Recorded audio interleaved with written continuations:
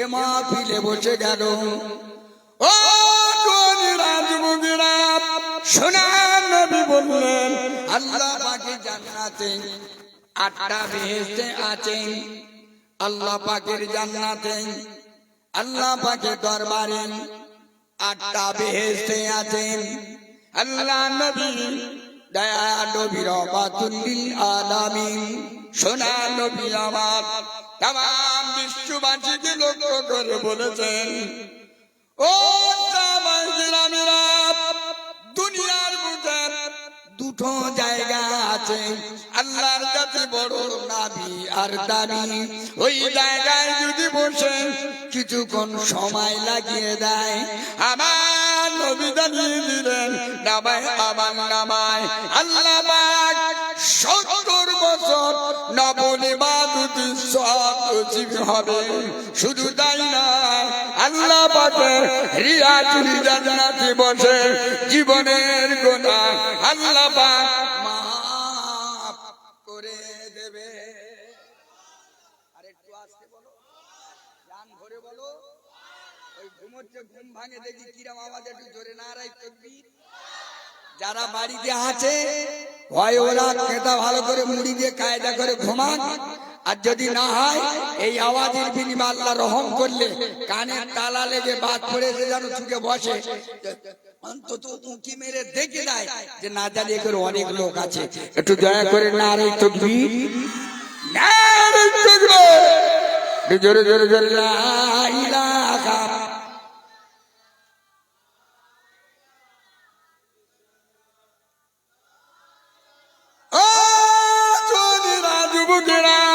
সোনার মানুষেরা, পানাপুকুরি জোয়ানেরা, আমার আম্মা জানেন, আল্লাহওয়ালা মায়েরা বোনেরা, আল্লাহওয়ালা বেটিরা, আল্লাহওয়ালা সোনার মানুষেরা, ছোট্ট ছোট্ট বাচ্চা বাচ্চিরা, এ মাহফিলে যারা সন্ধ্যা থেকে এতক্ষণ পর্যন্ত অনেক আলেমে দ্বীন, আলেমে হাক্কানি, আলেমে রব্বানি, আলেম ওলামা আলোচনা করেছেন। আমার পূর্বে ভাই মাওলানা শানুজ্জামান আলোচনা করেছে। ও যুবকেরা, যুবকেরা, এই মাহফিলটা হলো আজকের জাতির জন্য আল্লাহ পাকের একটা জান্নাতের টুকরা। একটু জোরে বলো।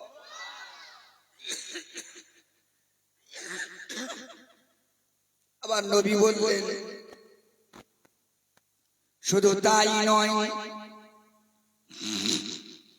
এই মাহফিলে যদি আসেন, আল্লাহ নবী বললেন আল্লাহর বান্দা যদি একটা কদম তুলে মাহফিলে আসেন, আল্লাহ নবী বললেন এক কদমের বিনিময়ে 10টা করে নেকি তো নসিব হবে। এ মাহফিল আসার বিনিময় আল্লাহ না করুন যদি মওত নসিব হয়, আল্লাহ নবী বললেন পাওয়া শাহিদ, ওই ব্যক্তিরা শহীদের মরণ নসিব হয়ে যাবে। সবাই বলো নারে তাকবীর। আমার ভাই জান, সন্ধ্যা থেকে অনেক আলেম ওলামাদের মুখে অনেক হাদিস কোরআনের কথা আলোচনা শুনেছেন। খুব বিস্তারিত লম্বাই করব না, কেন যেহেতু আমি আপনাদের কাছে একেবারে নতুন নয়, ভাঙড় থানার এমন কোন গ্রামগঞ্জে নাই যে আমি ওয়াজ করি। আল্লাহ করে এখন বহু বক্তার সমাগম, সন্ধ্যা থেকে নতুন নতুন একশো বক্তা ওয়াজ করেছে। আমি আপনাদের কাছে সংক্ষিপ্ত অল্প সময় গুটি কত কিছু কথা বলবো। আমরা যারা বসে আছি বড় ভাগ্যবান, যারা বাড়িতে বসে আছে তারা বেশি ভাগ্যবান, তাই না? জোরে বলে। যারা বাড়িতে আছে ওরা বড় চালাক, জানে আমরা বড় চালাক, আমরা জলসা যাইনি। আর বড় লোকেরা এমনি চটে বসতে চায় না। যে কটা বসে আছে সব গরিব আর ছোট ছোট বাচ্চারা। আল্লাহ নবী বললেন ধনীদের চাইতে গরিব 500 বছর আগে আল্লাহর বেহেশতে যাবে। আর একটু আস্তে করে হয় না? একটু আওয়াজটা আর একটু আস্তে দেওয়া যায় না? আল্লাহ চাইলে এ জলসার বিনিময় পানাপুকুরি মানুষ কিয়ামতের দিন আল্লাহ নাজাতের জরিয়া বানিয়ে দেবে। ও যুবকেরা, যুবকেরা, সোনার মানুষেরা, বিস্তারিত লম্বা আলোচনা না। আল্লাহ পাকের কোরআন, আল্লাহ পাক জানিয়ে দিলেন কুল্লু মান আলাইহা ফান ওয়া ইয়াবকা ওয়াজহু রাব্বিকা যুল জালালি ওয়াল ইকরাম। ও বিশ্ববাসী, দুনিয়ার মানুষ যদি না হও, আল্লাহ পাকি দুনিয়া শেষ হয়ে যাবে, আল্লাহ পাকি দুনিয়ায় কিছুই থাকবে না। ওয়া তাকুনুল জিবালু কালহিল মানফুর, গোটা পৃথিবীটা তুলোর মতন উড়বে, দুনিয়ার কিছুই থাকবে না। কে ডাক্তার, কে মাস্টার, কে এমএলএ, কে মন্ত্রী, কে কমরেড, কে নেতা, কে কোন মহাদায়, কেউ থাকবে না, সবাই মরে যাবে। ও জওয়ানেরা, যুবকরা, আল্লাহ ওয়ালা বান্দারা, এই পৃথিবী শেষ হয়ে যাবে, কিয়ামত শুরু হবে, হিসাব দেওয়া লাগবে। যদি আল্লাহ পাকের মুমিন বান্দা হও, নবী পাকের উম্মত হও, কিয়ামতের দিনেতে নবীর সুপারিশে আল্লাহর ওলিদের দামান ধরে ফুরফুরা পীর মুজাদ্দিদ জামান দাদা হুজুর কেবলার রুহানি দুআয় আল্লাহ পাকের ওলিদের দামান ধরে আমার নবী পাকের উম্মতের কাতারে দাঁড়িয়ে আল্লাহ পাক জান্নাতে যাওয়ার সুযোগ করে দেবে।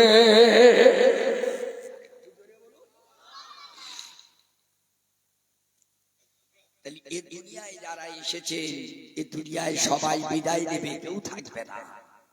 যে দুনিয়ার যত বড় মহান ব্যক্তি হোক, নাবি দাবি পৃথিবীর শ্রেষ্ঠতম যেই ব্যক্তি হোক না কেন, এই দুনিয়া ছেড়ে সবার যেতে হবে।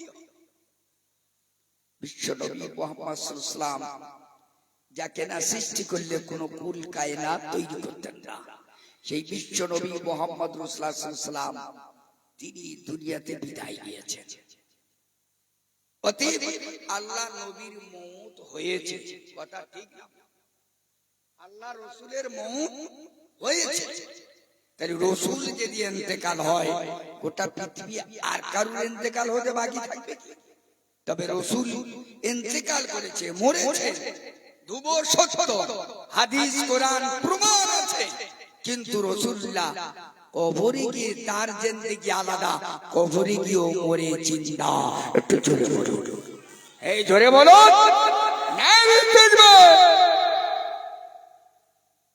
আম্মা জান খাদিজাতুল কুবরা রাদিয়াল্লাহু তাআলা আনহা, আম্মা জান খাদিজাতুল কুবরা একদিন খুব কাঁদতেছে। এই বাবা কোথায় যাচ্ছিস? বস, আর অল্প সময় হয়ে যাবে বাবা। ফাংশনে যে লোকের ঠেলা, রাস্তাঘাটে যে লোকের ঠেলা, ওয়াজ শুনবে কি আর করবে নাকি? ওয়াজ দেবে কি, ওয়াজ করবে কি? আমি তো ভাঙড় এলাকায় এমন কোন গ্রামগঞ্জে থানা এলাকায় বাকি নেই যে করিনি। ভাঙড় এলাকার মতো জলসা আমার মনে হয় ভারতবর্ষের কোন জায়গা হয় না।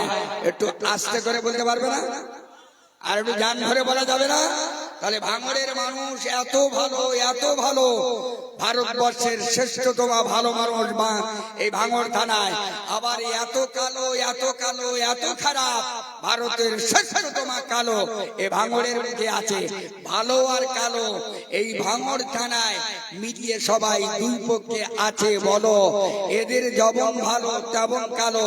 কিন্তু ভাঙড়ের প্রত্যেকটা গ্রামগঞ্জ জেলায় এমন কোন জায়গা নেই জলসা হতে বাকি, এমন কোন জায়গা নেই সিনেমা, থিয়েটার, ফাংশন ইত্যাদি। আবার এখানে ভাঙড়ের মেলা, বিখ্যাত মেলা, ভাঙড়ের মেলা, ভাঙড়ের জলসা, বিখ্যাত জলসা, ভাঙড়ের মেলা, বিখ্যাত মেলা, ভাঙড়ের মানুষ, বিখ্যাত মানুষ, ভাঙড়ের ভোট, বিখ্যাত ভোট, ভাঙড়ের গন্ডগোল, বিখ্যাত গন্ডগোল, ভাঙড়ের মারামারি, বিখ্যাত মারামারি। ভাঙড় ভালো আর কালো সবচাইতে মিলে ভারতবর্ষের 1 নম্বর। বলো,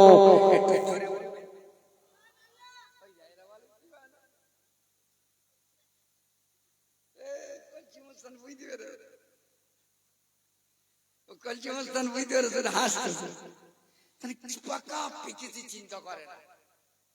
আমরা ছোটবেলায় মানুষ দেখলি ভয় লাগতো, আর এখনকার ছেলেরা 3-4 বছরের ছেলেরা রাস্তায় পুলিশ যায়, বন্দুক কেড়ে নেওয়ার জন্য দাঁড়িয়ে থাকে। তার মানে এর বয়সটা আমার বয়সটা, আমার বাপের বয়সটা, আমার দাদার বয়স, তাই তার মানে এরা পাকবে না কেন? এ তো ঝুনু হয়ে গেছে। তবে ভাঙড়ের ছেলেরা ভালো, জলসা মিলাদ মাহফিলে বসে বলো এরা বাচ্চা মানুষ, এদের তো আমাদের চাইতে আগে কবুল হবে। একটু জোরে বলো, আর একটু জোরে বলো। তবে এই জলসায় পানাপুকুর মানে ভাঙড় মানে অনেক লোকের সমাগম, পানাপুকুরি বহু মানুষের সমাগম, কিন্তু মুসলিমায় কিছু মানুষ এসেছে। তবে আমার মনে হয় মায়েদের প্যান্ডেলে বেশি লোক আছে, অতএব ছেলেরা জলসা শুনে যা সব পাবে, মায়েদের জলসা শুনে তার 3 ডবল সব হবে। একটু জোরে বলো, আরো জোরে বলো। তার মানে মেয়েদের বলতে বলে আসতে বলে, একটু জোরে আওয়াজ দাও দেখি। না রে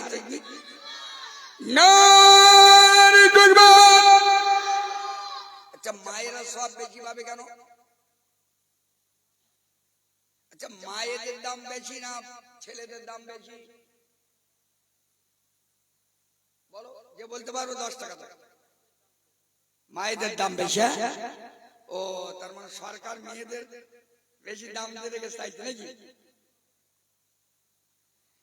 অতএব মায়েদের যত সম্মান, ছেলেদেরও তত সম্মান।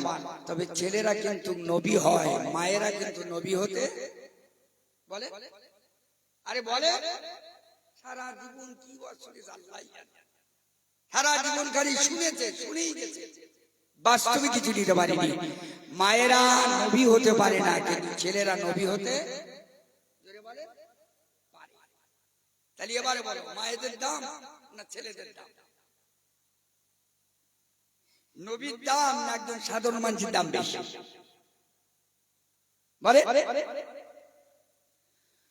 ও যুবকেরা, সোনার মানিকেরা, আল্লাহওয়ালা দিলদার সোনার পাখিরা, আমার সোনার মায়েরা, আল্লাহওয়ালা দিলদার মাহবুবরা, ছেলেদের দাম যেমন মায়েদের দাম তেমন। ছেলেরা নবী হয়, মায়েরা নবী হতে পারে না। তবে মা না থাকলে নবী হতো না। নবী হয়েছে মায়ের পেট থেকে, ছেলেরা নবী হয়েছে হিজাবন্তে। নবী হলো মায়ের দাম আল্লাহর কাছে বেশি।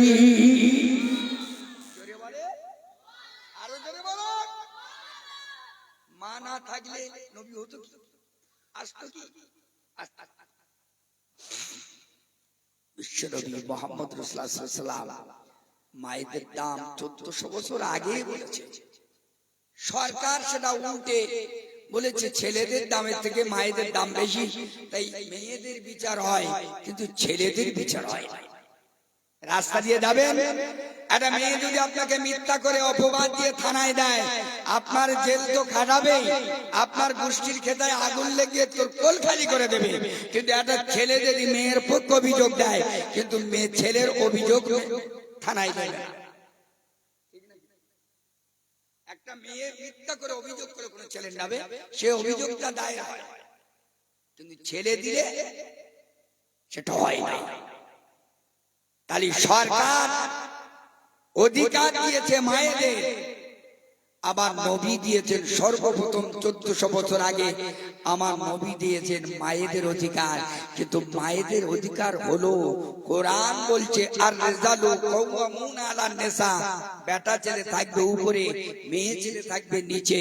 অতএব বেটা ছেলের সম্মান, মেয়ে ছেলের সম্মান, উভয়ের সম্মান সামঞ্জস্য, কেউ কারোর কম নাই, কেউ কারোর বেশি নাই। অতএব তবে বেটা ছেলের মর্যাদা থাকবে উপরে, মেয়ে ছেলের উচ্চতা থাকবে নিচে। কারণ মেয়ে ছেলে বেটা ছেলের মাথায় উঠতে পারে না, বরং মেয়ে ছেলে বেটা ছেলে মেয়ে ছেলের মাথায় উঠবে। এটাই হলো স্বাভাবিক, আর তবেই হলো দুনিয়ার সামঞ্জস্য, ইজ্জত সম্মান বজায় থাকবে। মায়েরা ছেলেদের থেকে উঁচে উঠে গেছে, দুনিয়ার মান সম্মান ইজ্জত সব শেষ হয়ে গেছে। আমার জওয়ানেরা, যুবকেরা, ও মা বোনেরা, সোনার বাগিরা, আমি অন্য একটা ওয়াজ করবো বলে চিন্তা ভাবনা করেছিলাম, কিন্তু আমি ভাবতে ভাবতে দেখতে পেলাম একটা সামঞ্জস্যের মাঝখানে মায়েদের কত দাম, এটা বোঝাবার জন্য আমি একটা ওয়াজ আপনাদের বলতে পারি। আল্লাহ নবীর স্ত্রী আম্মা জান খাদিজাতুল কুবরা রাদিয়াল্লাহু তাআলা আনহা, আম্মা জান কাঁদতে লেগেছেন, এত কান্না কাঁদে, এত কান্না কাঁদে, আম্মা জানের কান্নায় চোখের পানিতে বুকের কাপড় ভিজে যায়। জোরে বলুন, আরো জোরে বলুন। আম্মা জান কাঁদছে।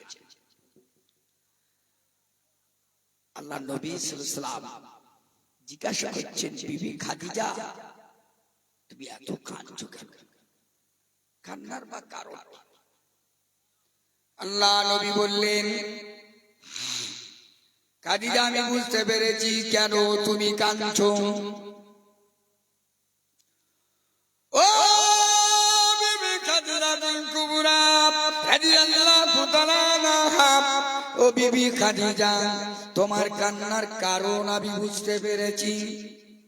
তোমার শরীরটা বড় অসুস্থ, তুমি বিছানা সাজ্জায়িত অবস্থায় বহুদিন থেকে বিছানায় পড়ে আছো। ও বিবি খাদিজা, তুমি দুনিয়াতে মরণে মরে যাবে, ইন্তেকাল করবে, তুমি মরণের ভয় কাঁদছ আমি বুঝতে পেরেছি। ও বিবি খাদিজা, তুমি মরণের ভয় কেঁদো না, কেঁদো না, মরণ সবার হবে হবে। পৃথিবীর বলি গৌস কুতুব, ডাক্তার মাস্টার এমএলএ মন্ত্রী কমরেড নেতা হাজী কাজী পীর ওলি দরবেশ, ও বিবি খাদিজা সবার মরণ হবে, সবাই মরে যাবে, মরণের হাত থেকে কেউ বাঁচবে না। ও বিবি খাদিজা, আল্লাহ পাক আমাকে নবী রূপে পাঠিয়েছে বটে, কুনতু নবিয়্যান আদামাম বাইনাল মা'i ওয়াত তিন। ও বিবি খাদিজা, আল্লাহ পাক নবী আদম আলাইহিস সালামকে তৈরি করেছেন, ওই সময় নবী আদমকে তৈরি করার পূর্বে লক্ষ লক্ষ বছর আগে হাবিব রাসূলুল্লাহ আমার নূরকে আমার আল্লাহ পাক নবী আদম আলাইহিস সালামের লক্ষাধিক বছর পূর্বে আমার নূরকে আল্লাহ পাক নবী হিসেবে কবুল করেছে। জোরে বলে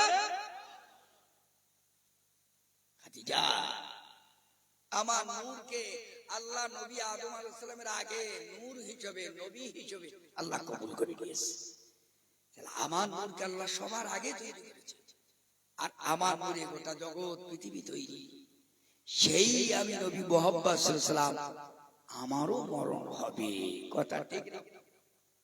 বলে রাসূলেরও ইন্তেকাল হবে, মানে রাসূল না হলে কিছুই হতো না। আসমান জমিন পাহাড় পর্বত নদ নদী সমস্ত পৃথিবীর একটা বালুকার কোনাও তৈরি হতো না। শুধু তাই নয়, 1,25,24,000 নবীও আসতো না। কিয়ামতের দিন তামাম নবীরা আমার নবীর সুপারিশে আল্লাহর বেহেশতে যাবে। একটু আসতে বলে, আর একটু জান ভরে বলে, নবীরা আমার বিশ্ব নবীর সুপারিশ ছাড়া বেহেশতে যেতে পারবে না। কিয়ামতের দিন তামাম নবীর উম্মতিরা আল্লাহর বেহেশতে যাবে, কিন্তু আমার নবীর উম্মতের আমার নবীর সুপারিশে কোন নবীর উম্মত বেহেশতে যেতে পারবে না। জোরে বলুন, আমার নবীর উম্মত কিয়ামতের দিন সবার আগে যাবে, তারপরে তামাম নবীর উম্মতেরা বিশ্ব নবীর উম্মতের পিছন ধরে আল্লাহর বেহেশতে যাবে। জোরে বলুন।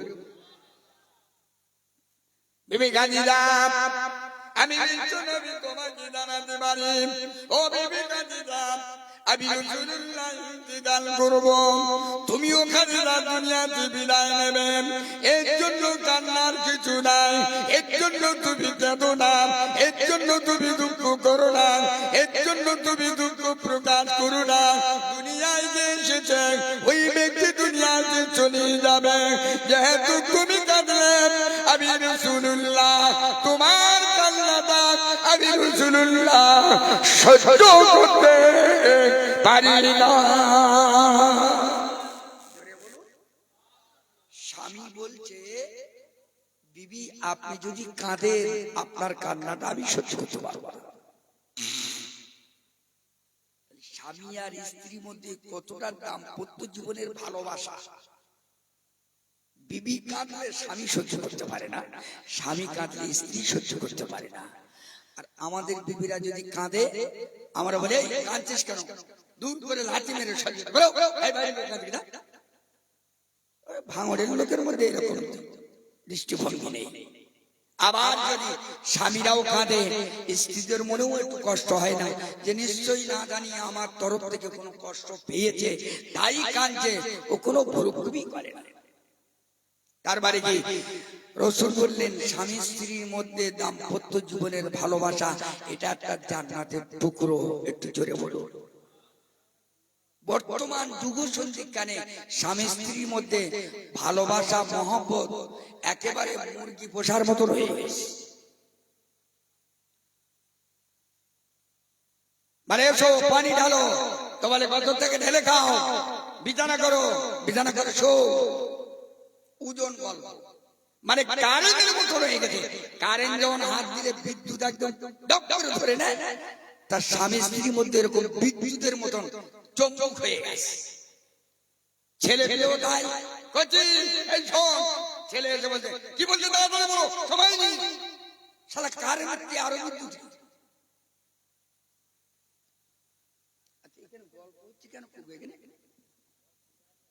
ও শোনা, তোরা বিরিয়ানি করতে একটু গল্প কম কর পাগল, এক্ষুন তো তোকে ডাকবো, সময় শেষ করে দেবো। একটু বিরিয়ানি করতে গল্প কম কর। জলসা দেয় গ্রামের লোক, কিন্তু গ্রামের লোক বসে কত? আপনারা সব গ্রামের মানুষ, হ্যাঁ? ওই গ্রামের এই পাড়ার কজন আছে হাত তোলেন দেখি। প্রায় সব এই গ্রামের লোক। তো মজলিস আল্লাহর মধ্যে কি নকরি 6 জন লোক, এত বড় পাড়া। তার মানে কি এ পাড়ার লোক এ পাড়ার জলসা শুনবে, ও পাড়ার লোক ও পাড়ার জলসা শুনবে। এখন তো জলসা পুরো ভ্যারাইটি হয়ে গেছে। আর 10 বছর 15 বছর আগে ভাঙড় থানার এমন কোন গ্রাম নাই যে আমি করিনি। তখনকার জলসা ছিল আলাদা সিস্টেম। এ পাড়ার লোক ও পাড়া যাবে, ও পাড়ার লোক ও পাড়া যাবে, এ পাড়ার লোক ও পাড়া চাঁদা দেবে, ও পাড়ার লোক ও পাড়ায় চাঁদা দেবে। এখন যার পাড়া সেই বলছে ওরা 20,000 টাকার বক্তা এনেছে, আমি 30,000 টাকা আনবো। আল্লাহ নবী বললেন, ও বিবি খাদিজা তুমি কেঁদো না, তোমার কান্না দেখলে আমি রাসূলুল্লাহ সহ্য করতে পারি না। জোরে বলুন, আর একটু জোরে বলুন।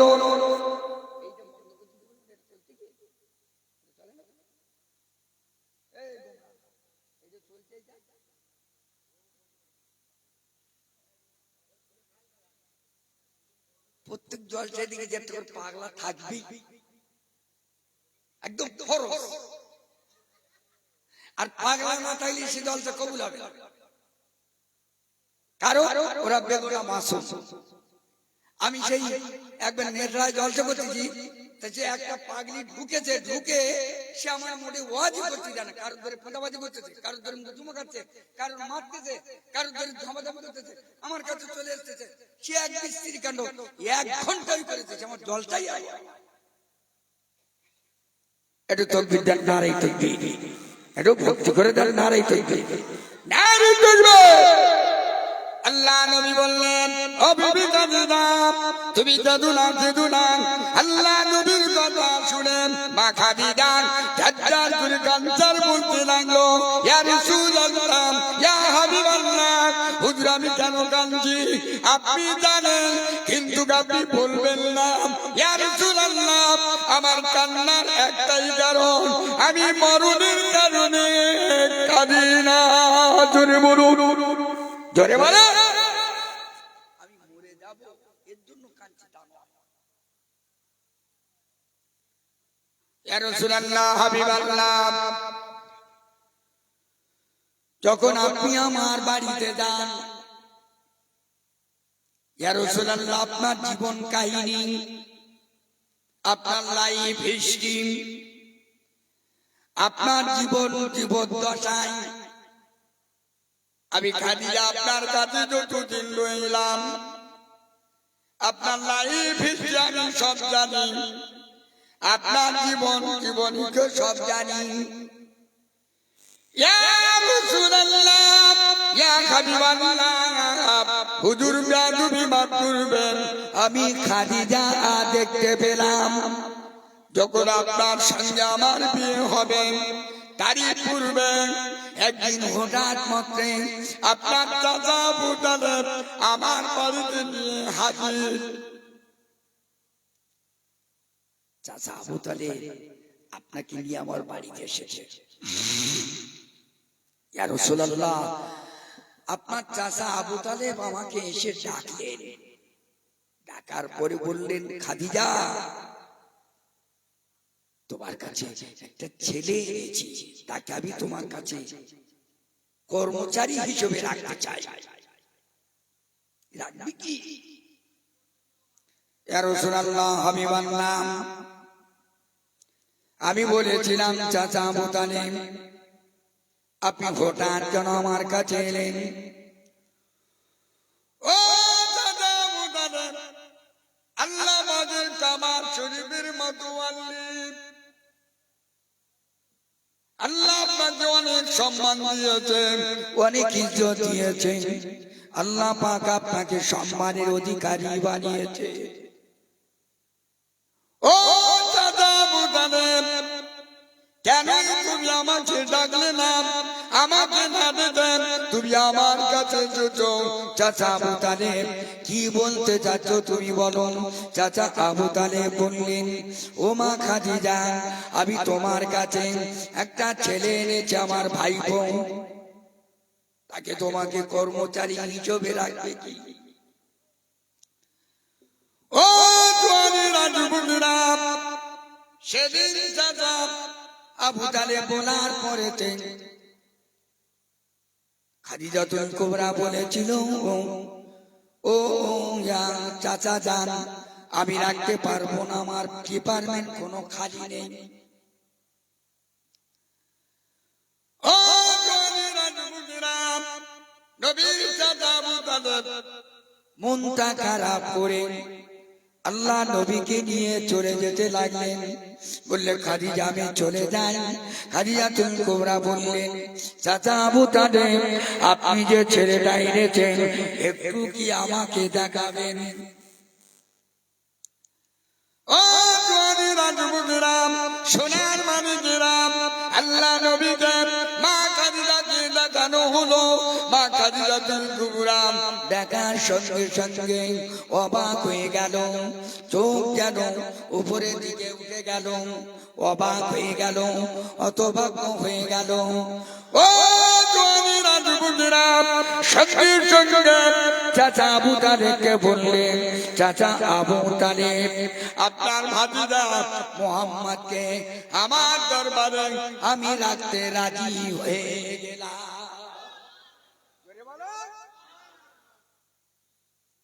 চাচা আবু তালেব বললেন, খাদিজা তুমি আমার ভাতিজাকে এতক্ষণ রাখতে চাওনি, কিন্তু এখন তুমি রাখতে চাওয়ার কথা বললে কেন? তুমি তো বললে আমার ডিপার্টমেন্ট কোনো খালি নেই। মা খাদিজা বলেছিলেন, ও চাচা আবু তালেব একটাই কারণ আমি বলেছি, আমি খাদিজাতুল কুবরা, আল্লাহ নবী দাঁড়িয়ে আছেন, ওই ছেলেটা দাঁড়িয়ে আছেন, আমি পাঁচিলের বাইরে গেলাম, লক্ষ্য করে দেখলাম তার নুরানি চেহারাটা আমি দেখতে পাই। ওই নুরানি চেহারাটা জানো আমার দরবার, আমার এলাকা, আমার বাড়ি ঘরটা জানো আলোয় আলোকিত হয়ে গেছে। ও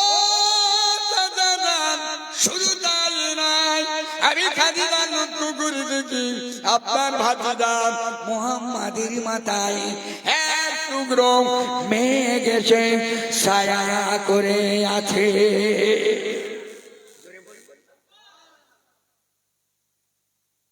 আমি খাদিজাতুল কুবরা তাওরাত পড়েছি, জবুর পড়েছি, যে বিশ্বনবী আখিরি পয়গম্বর যিনি হবে তার মাথায় আল্লাহ পাকের মেঘের ছায়া করে তাকে ছায়া করে রাখবে। জোরে জোরে বলে। ও দাদা, আপনি কিছু মনে করবেন না, আমার ডিপার্টমেন্ট খালি থাক আর না থাক, আমি আমার নবীকে রাখতে চাই। আল্লাহ নবীকে রেখে দিলেন। দাদা আবু তালেব ছটছট করে কাঁদতে লাগলেন। আল্লাহ নবীকে বললেন, ইয়া রাসূলুল্লাহ, বেটা মুহাম্মদ, আমার ভাতিজা মুহাম্মদ, তুমি এখানে থেকে দাও। আল্লাহ নবীকে রেখে দাদা আজান চোখ মুছতে মুছতে চলে গেল। আল্লাহ নবী চাচা জানকে এত ভালোবাসেন, চাচা জান আল্লাহ নবীকে এত ভালোবাসেন। ও জওয়ানেরা, যুবকেরা, আবু তালেব আব্দুল মুত্তালিব যেদিন বলেছিল, ও আমার ভাতি, ও আমার বেটা, আমার ছোট ছেলে, ও বাবা আবু তালেব, তোমার ভাতিজা আব্দুল্লাহর পিতা মুহাম্মদ নবী তোমার উপরে অর্পণ করে দিলাম। ও বাবা আবু তালেব, আমার ভাতিজা, তোমার ভাতিজা মুহাম্মদ যদি কষ্ট পায়, আমি আব্দুল মুত্তালিব, আমি দাদু কবরে বড় কষ্ট পাবো। আমার নাতি, তোমার ভাতিজা আব্দুল্লাহর বেটা মুহাম্মদ যদি শান্তি পায়, সুখে থাকে, তাকে যদি ভালো রাখো, আমি কবরে শান্তিতে থাকবো। আর আমার রুহানি দোয়া তোমাদের জন্য নসিব হয়ে যাবে। জোরে বলে।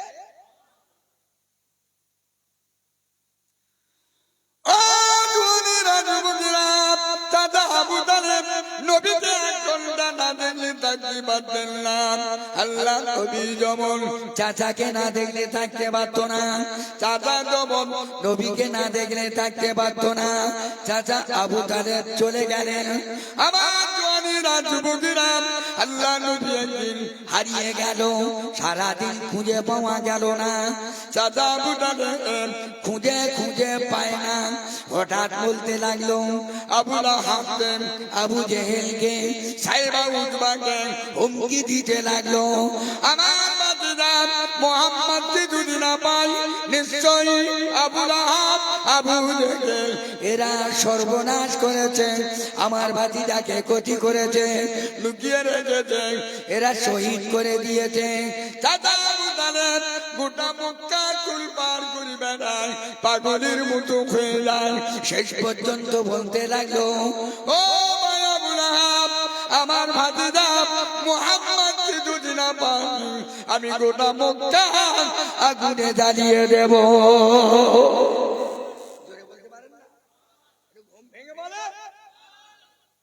আল্লাহ নবীকে এত ভালোবাসে, তাই পৃথিবী আবু তালেব রাসূলুল্লাহকে এত ভালোবাসা এসেছে। মা খাদিজাতুল কুবরা নবীকে ভালোবেসেছে, আবু বকর সিদ্দিক রাদিয়াল্লাহু তাআলা ভালোবেসেছেন, ওয়াইস কুরুনি ভালোবেসেছেন, तमाम সাহাবারা নবীকে ভালোবেসেছেন। কিন্তু तमाम পৃথিবীর সাহাবাদের ভালোবাসা এক পাল্লায় যদি রাখা হয়, চাচা আবু তালেবের ভালোবাসার পাল্লা আরেক পাল্লায় যদি রাখা হয়, চাচা আবু তালেবের ভালোবাসার পাল্লা ভারী হয়ে যাবে। জোরে বলো। কিন্তু চাচা আবু তালেব জান্নাতে যেতে পারলেন না। কারণ আল্লাহ বলেছেন, কুলিন কুনতুম তুহিব্বুনাল্লাহ, ভালোবাসতে গেলে নবীকে বাসো, আর নবীকে ভালোবাসলে আমাকে বাসা হবে, আমার ভালোবাসার বিনিময়ে জান্নাত পেয়ে যাবে। জোরে বলো। কিন্তু চাচা আবু তালেবের ভালোবাসা तमाम পৃথিবীর মানুষের ভালোবাসা এক পাল্লায় রাখলে আবু তালেবের ভালোবাসার পাল্লা ভারী হয়ে যাবে, মহব্বতের পাল্লা আরেকটু জোরে বলো। কিন্তু তবু চাচা আবু তালেব জান্নাতে যেতে পারেনি, একটাই কারণ, কালেমা না পড়ার কারণে। ও জওয়ানেরা, যুবকেরা, মা খাদিজা বলতে লাগলো, ইয়া রাসূলুল্লাহ, চাবি বানলাম, সেই দিন আমি আপনাদের যখন কাছে করে রাখলাম, আল্লাহ নবীকে রাখার বিনিময় আল্লাহ নবীকে সকালবেলা এবারে ছাগল গুলো দিল, মেঘ গুলো দিল। আল্লাহ নবী মেঘ গুলো নিয়ে চোরাতে লাগলো, যেতেই লাগলো। ওই মেঘ গুলো ঘুরে ঘুরে আমার নবীর পিছনে আসতে লাগলো। আল্লাহ নবী বলেছিল, ও মেঘের দলেরা, এই ছাগলের দলেরা, তোমরা আমার পিছে পিছে আসো কেন? আমার সামনে যেন যাও না। আমি মনে হয় তোমাদের উপযুক্ত রাখাল হতে পারিনি, উপযুক্ত মনিব হতে পারিনি, উপযুক্ত ব্যক্তি হতে পারিনি। এই জন্য তোমরা আমাকে ঘুরে পিছনে এসে দাঁড়াও। যার আছে ছাগল তার করে শুধু পাগল। যার বাড়ি ছাগল আছে আমার মনে হয় মাসে 28 দিন ঝগড়া হয়। কথা ঠিক না? ও যতই খাওয়া, যতই যা করো, ও ছোঁচো করবে, মানুষের ক্ষতি করবে। এই জন্য আল্লাহ 90% নবীকে আল্লাহ তাদের দিয়ে ছাগল চড়িয়েছেন। ছাগলের রাখাল যে হয় তার খুব ধৈর্যশীল হতে হয়। একটা একদিকে যাবে, আরেকটা আরেকদিকে যাবে, আরেকটা একদিকে যাবে, চতুর্দিকে ঠেকাতে দেবে, তোর মাথা কাটা। আল্লাহ নবী বলার বলেন, মেসেজ তরফ থেকে আসমানের দাওয়াত ভেসে আসলো, হে আল্লাহ নবী, বুঝিস মুআল্লিমান, তুমি তো গোটা পৃথিবীর মুআল্লিম, গোটা পৃথিবীর শিক্ষক, গোটা পৃথিবীর ওস্তাদ। হে আল্লাহ নবী, তোমাকে আমি এই জন্য তোমরা মানতে পারিনি। ইয়া রাসূলুল্লাহ, আপনাকে না সৃষ্টি করলে গোটা পৃথিবী তৈরি হতো না। ইয়া রাসূলুল্লাহ, আপনি না বলেন গোটা দুনিয়া হতো না। ইয়া রাসূলুল্লাহ, নবী আমার সামনে যাবেন, আমরা সামনে যাব, আমার নবী পিছনে যাবে, এটা মেনে নেওয়া সম্ভব নয়। ইয়া রাসূলুল্লাহ, আপনি আগে চলুন, আমরা আপনার পিছনে যাই। একটু জোরে বলুন, আরো জোরে বলুন। তাহলে মেষের দল, ছাগলের দল, পশুর দল, হরিণের দল, গরুর দল, ছাগলের দল, ভেড়ার দল, এরা সবাই নবীকে চিনতে পেরেছে না পারি? জোরে বলো, পেরেছে। কিন্তু মানুষ হয়ে চিনতে পারি, মানুষ হয়ে নবীকে চিনতে পারি না। যদি নবীকে চিনতে পারতাম, আপনি বলেন এই মাহফিলে কি এই কটা লোক হতো? বর্তমান যুগে শাস্ত্র পালা মতো হয়ে গেছে। আগে জলসার নাম শুনলে মানুষ 2 দিন 3 দিন করে কায়দা করে ভালো করে ঘুমিয়ে নিত, যে আজকে সারা রাত অসম্ভব। এরকম ইতিহাস হয়েছে না? আল্লাহ নবী কি বললেন? আগে আগে চলে গেলেন, মেঘগুলো পিছনে গেল, মাঠের মাঝখানে চলে গেল। আল্লাহ নবী দুনিয়ার বাদশা, নবী আমার বসে আছেন, আকাশ থেকে মেঘ আছে। আল্লাহ নবীকে ছায়া করে দিলেন, মেঘগুলো চলে পেট ভর্তি করে খেয়ে আমার নবীর দরবার এসে গেল। আল্লাহ নবী আসেন, আবার আগে আসেন, মেঘগুলো পিছনে পিছনে আছে, মেঘগুলো ঘরে তুলে দিলেন, ঘরের ভিতর দিয়ে দিলেন। আল্লাহ নবীর দরজা লাগিয়ে দিয়ে আসছে, মেষের তরফ থেকে একটা আওয়াজ ভেসে আসছে, হে রাসূল, হে নবী, আপনি যদি দরজা লাগিয়ে দেন, আমাদের পেশাব পায়খানার প্রয়োজন হলে ভিতরে পেশাব পায়খানা করবো, কষ্ট হবে। আর এই পায়খানা, এই পেশাব, এই নাপাক হয়তো আপনাকে পবিত্র হাত দিয়ে তুলতে হবে, পরিষ্কার করতে হবে। যেহেতু দরওয়াজা খুলে রাখুন, আমরা বাইরেতে পেশাব পায়খানা করে আসবো, অতএব আপনার কষ্ট হবে, এটা আমরা কোনোদিন মেনে দিই রাজি নয়। একটু আস্তে করে বলবে না, সবাই মিলে বলবে না, জান ধরে বলা যায় না। তাহলে মেষ ছাগল নবীকে চিনেছে, আমরা চিনি। বারবার এই অবস্থা দেখলেন, মা খাদিজা দেখতে পেলেন, আল্লাহ নবী যেদিন থেকে আমার বাড়িতে আসলো, সেই দিন থেকে আল্লাহ নবীর উসিলায়, মুহাম্মাদের উসিলায়, রাসূলুল্লাহর উসিলায় আমার বাড়ির ছাগলগুলো, মেষগুলো সুন্দর হলো, ব্যবসায় উন্নতি হলো, ব্যবসা বেড়ে গেল, সুন্দর ব্যবসা বিজনেস হতে লাগলো। ও জওয়ানেরা, মা খাদিজা অবাক হয়ে গেল, না জানি যিনি আমার বাড়িতে আছেন ইনি আমার মনে হয় ইনি হবেন বিশ্ব নবী মুহাম্মদ। জোরে বলুন।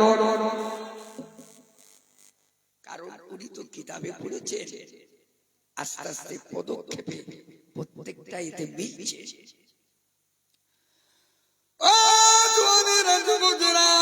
সমালোচনা করতে গেলে সময় হবে না শোনা, রাত অনেক হয়ে গেছে, শীতের সময় আপনারা বড় কষ্ট পাচ্ছেন, সত্যিকার আপনারা ইমানদার এখনো পর্যন্ত এই ঠান্ডায় বসে এই মাহফিলে আলোচনা শুনছেন। ও জওয়ানেরা, কামুতে দিনে আমার নবীর সুবাদে শাবাত আল্লাহ পাক নসিবে কবুল করে নেবে। আল্লাহ নবী সাল্লাল্লাহু আলাইহি ওয়াসাল্লাম দেখতে পেলেন, বুঝতে পারলেন। আস্তে আস্তে মা খাদিজাতুল কুবরা ব্যবসা, বিজনেস, কাজে কারবারে সব দিক থেকে উন্নত। আল্লাহ নবীকে একবার মায়েসারার সঙ্গে সাথী করে 1 মাসের সফরে পাঠিয়েছিলেন বাণিজ্যে। 15 দিনের মধ্যে আবার নবী ফিরে চলে এসেছেন।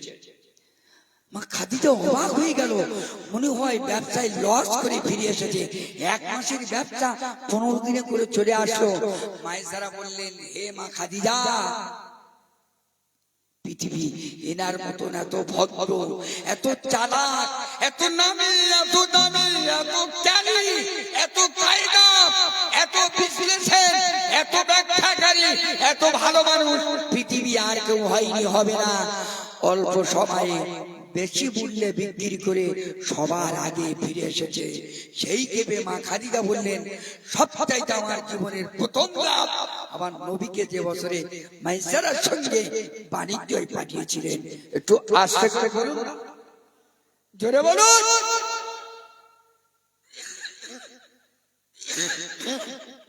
মা খাদিজাতুল কুবরা রাদিয়াল্লাহু তাআলা আনহা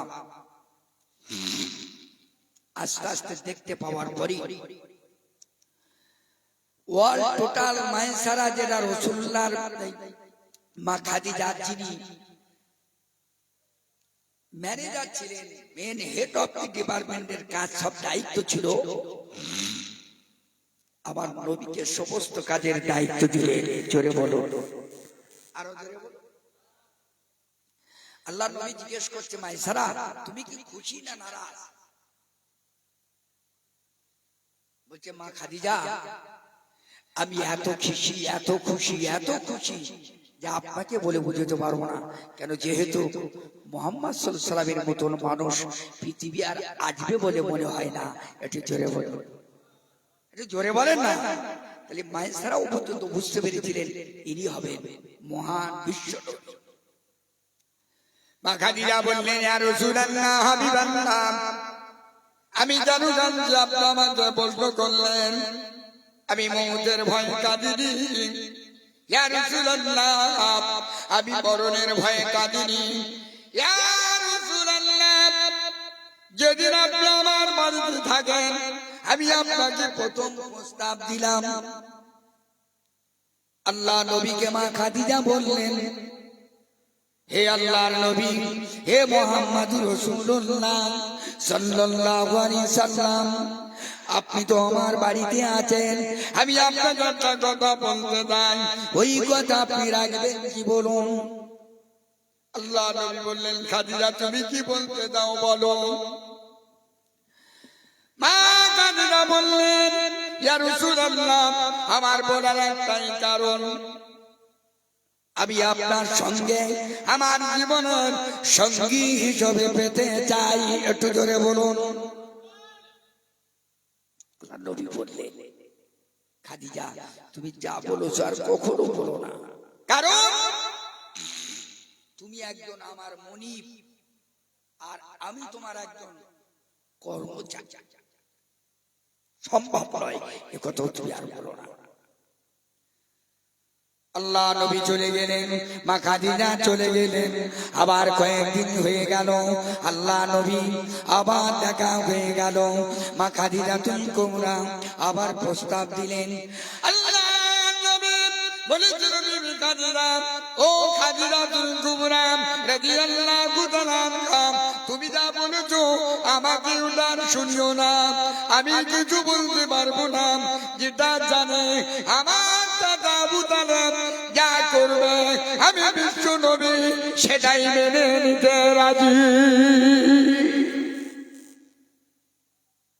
তার মানে রাসূলুল্লাহকে মানুষ করেছেন কে? জোরে বলে চাচা আবু তালেব। আই উনি বলতে চাচ্ছেন চাচা আবু তালেব যেটা করবে সেটাই খুশি। আমি আবার নিজের ব্যক্তিগত মত কিছু বলতে পারবো না। 90% ছেলে মেয়েরা এরা একে অপরের লাভ ম্যানেজ করে, বাবা লাগে না, মাও লাগে না, প্রতিবেশী লাগে না, কারোর লাগে না। এত কষ্ট করে বিএ বিকম ডবল এমএ পড়ে লেখাপড়া শিখিয়ে মাস্টার করে ডাক্তার করে এমএলএ করে মন্ত্রী করে কারোর লাগলো না, একা একা বিয়ে করে চলে এলো। আর ওই বিয়ে করে চলে আসার পরে সংসারে ঢুকে গেল, আর এই যে কি আগুন লেগে গেল, এই আগুন আর মরণ পর্যন্ত ছাড়ার কোনো লাইন নেই। যদি বাবা মা কিছু বলেছে ওই মরবো, নাই বিষ খাবো, নাই জীবন আত্মহত্যা করবো, এইভাবে লটর পটর করে জীবন শেষ করে ব্যাস সারা জীবন সুখী হলো না, শান্তি পেল না, বাপ মাকে লাগলো না। আল্লাহ নবী বলছে কেউ নয়, আমার চাচা আছে, চাচা যেটা করবে আমি রাসূলুল্লাহ তাতেই খুশি। একটু আস্তে করে বলে। আম্মা জান খাদিজাতুল কুবরা রাদিয়াল্লাহু তাআলা আনহা সঙ্গে সঙ্গে একটা চিঠি লিখে বাইসারাকে দিয়ে পাঠিয়ে দিল। চাচা আবু তালেবের কাছে চলে গেলেন। চাচা আবু তালেব এটা পড়ার পরে অবাক হয়ে গেল, এ কি করে সম্ভব হয়? মা খাদিজাতুল কুবরা আরবের সবচাইতে ধনী, আরবের সবচাইতে মহান ধনী, কোটিপতির মালিক, আরবের সবচাইতে ধনবান মহিলা। আল্লাহ যেমন অর্থ দিয়েছিলেন, আল্লাহ তেমন সম্মানও দিয়েছিলেন, আল্লাহ তেমন সুন্দর দিয়েছিলেন। পৃথিবীর ভিতরে চারজন মহিলাকে আল্লাহ পাকের দরবারে নবী আদম আলাইহিস সালাম থেকে এ পর্যন্ত চারজন নারীকে বিশ্ব সুন্দরী হিসেবে শরিয়াতুল খ্যাতনামা বলা হয়েছে। তার ভিতরে একজন মা খাদিজাতুল কুবরা বিশ্ব সুন্দরী হিসেবে আল্লাহর কাছে বিবেচিত। জোরে বলো, জোরে বলো। আরবের সবচাইতে যেমন ধনী আবার তেমন বিশ্ব সুন্দরী খাদিজাতুল কুবরা রাদিয়াল্লাহু তাআলা আনহার কথা শুনে আবু তালেব মনে হয় যেন ঠান্ডা হয়ে গেল। আরে সর্বনাশ, ই কি বলে? ও জওয়ানেরা, যুবকেরা, আল্লাহ নবীর চাচা চাচা আবু তালেব ওই চিঠিটা নিয়ে আল্লাহ নবীর চাচা হযরত আমির হামজা রাদিয়াল্লাহু তাআলা আনহু হুজুরের সঙ্গে আলোচনা করলেন। রাসূলুল্লাহর একটা চাচা ছিলেন আমির হামজা, যার শহীদ হয়েছিল উহুদের ময়দানে। আল্লাহ কয়েকবার নিয়ে গেছে, এই মাস দেড়েক হলো ফিরে আসলাম। উহুদের ময়দানে ৭০ জন সাহাবা আছে। ৭০ জন সাহাবার ভিতরে নাম্বার 1 আমির হামজা, বড় সাহাবা, তিনি ওইখানে শুয়ে আছেন। একটু জোরে বলো, আরো জোরে বলো। কি আল্লাহর কুদরত দেখেন। ৭০ জন সাহাবা ইন্তেকালের পরে ওদেরকে নিয়ে যে যার বাড়িতে চলে যাচ্ছে, মাটি করবে, দাফন দেবে। বড় আশ্চর্যের বিষয়। আল্লাহ নবী সাল্লাল্লাহু আলাইহি ওয়াসাল্লাম বললেন যাও নিয়ে নাও। কিন্তু আল্লাহ নবীও তাদের সঙ্গে যাচ্ছেন। যেতে যেতে দেখলেন শহীদানের লাশ নিয়ে যাচ্ছে। উহুদ পাহাড় যেন আল্লাহ নবী দেখছে এই শহীদানদের সঙ্গেই হাঁটতে লেগেছে। জোরে বলুন, আর একটু জোরে হয় না? শহীদানদের সঙ্গে যেন উহুদ পাহাড় যাচ্ছে। আল্লাহ নবী দেখতে পেলেন, ঘুরে দেখলেন আমরা বহু দূর হেঁটে চলে আসলাম। উহুদ পাহাড় যেন আমাদের সঙ্গে সঙ্গে আসতে লেগেছে। আল্লাহ নবী উহুদ পাহাড়কে বলতে লাগলো, ও আল্লাহর পাহাড়, হে উহুদ পাহাড়, তুমি বলো বলো, তুমি যেন আমি দেখতে পাই, যেন তুমি আমাদের পিছনে পিছনে আসছো। তোমাকে দেখে বহু দূর চলে এলাম, কিন্তু মনে হয় যেন উহুদ পাহাড়ের গায়ে রয়ে গেলাম। আল্লাহ নবীর কথা উহুদ পাহাড় বলেছিল, ইয়া রাসূলুল্লাহ, ইয়া হাবিবাল্লাহ, হুজুর বেয়াদবি মাফ করবেন। আমরা দেখতে পাই উহুদ পাহাড়, উহুদের ময়দানে যত সাহাবারা শহীদ কুরআন করব, আমার কাছ থেকে আপনারা নিয়ে চলে যাবেন। আপনারা যেখানে ওই শহীদদের লাশ যেখানে দাফন করবেন, আমি উহুদ পাহাড় ওইখানে উহুদ পাহাড় শহীদদের সঙ্গে থাকতে চাই।